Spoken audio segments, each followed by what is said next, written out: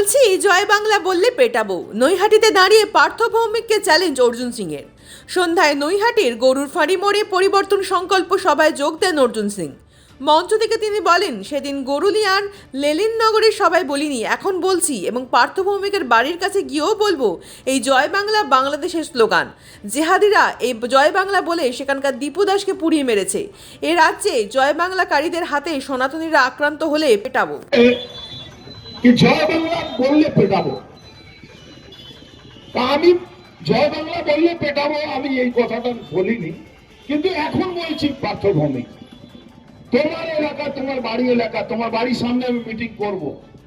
জয় বাংলা বললে যেভাবে চন্দন দীপু দাসকে যেভাবে পুড়িয়ে বাংলাদেশে মারা হয়েছে, জয় বাংলা বলে যেভাবে চন্দন দাস হরগোবিন্দ দাসকে কুপিয়ে কুপিয়ে মারা হয়েছে, তুমি ভাববে না এই জয় বাংলা কিন্তু জেহাদিদের স্লোগান, এই জয় বাংলা কিন্তু বাংলাদেশি রোহিঙ্গাদের স্লোগান।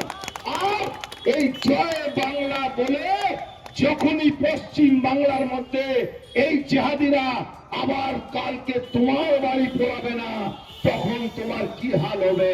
আর নিশ্চিত থাকো, জয় বাংলা বলে কোন সনাতনী বাড়ি কোন বাংলাদেশি মুসলমান রোহিঙ্গা পাকিস্তানি পড়াতে গেলে তাদেরকে থাপড়াবো, তাদেরকে পেটাবো পেটাবো।